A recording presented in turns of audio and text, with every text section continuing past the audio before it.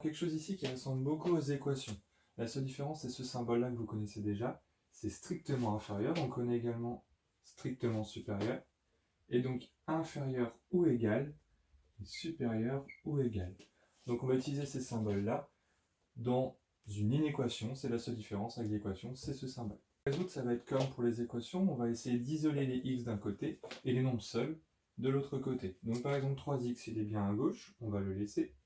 Moins 2x de l'autre côté, on se rappelle, on change de signe, donc ça devient plus 2x. On n'inverse pas le symbole, il reste comme ici. Moins 1, on le passe de l'autre côté, ça devient plus 1. Et puis ici, moins 4. Donc on calcule, on a 5x strictement inférieur à moins 3. Et donc on se rappelle, lorsqu'on a ceci, on va diviser par le coefficient devant, donc par 5. Et je vais vous expliquer après, on conserve ce symbole. Donc ce qui nous donne x est inférieur à moins 3 cinquièmes. Donc comme je vous disais, on a conservé ce symbole tout du long. Il y a une seule occasion où on va inverser ce symbole, c'est lorsqu'on va diviser ou multiplier par un nombre négatif. Ici, j'ai divisé par quoi? J'ai divisé par 5 des deux côtés, ce qui est un nombre positif, donc je conserve ce symbole. Alors, on va voir un nouveau cas ici. Cette fois-ci, j'ai utilisé le symbole supérieur ou égal. Donc on va faire comme tout à l'heure, on va isoler les x d'un côté, donc 2x moins 4x. Le 4x de l'autre côté, on change le signe, ça devient moins 4x. On conserve le symbole, plus 5 devient moins 5, plus 9. Alors ici, on conserve le symbole parce que je n'ai pas multiplié ou divisé par un nombre négatif. Donc 2x moins 4x, ça nous fait moins 2x, supérieur ou égal à 4.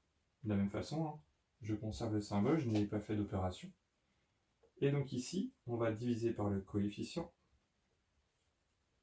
Donc on divise par moins 2 des deux côtés. Et donc ici, on fait attention, j'ai divisé par un nombre négatif, donc j'inverse le symbole. Donc ce qui nous donne x inférieur ou égal 4 divisé par moins 2, ça nous donne moins 2. On va faire un dernier cas ici. Donc ici, j'ai utilisé le symbole inférieur ou égal. Comme tout à l'heure, on isole les x, donc 4x, 5x devient moins 5x. On conserve le symbole, je n'ai pas multiplié ou divisé par un nombre négatif. Et donc le moins 3 devient plus 3, plus 2.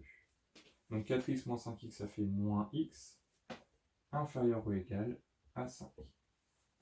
On se rappelle le moins x, sous-entendu, c'est moins 1x. Donc on divise par le même coefficient, c'est-à-dire moins 1.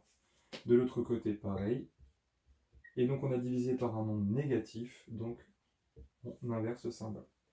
Donc x supérieur ou égal à moins 5.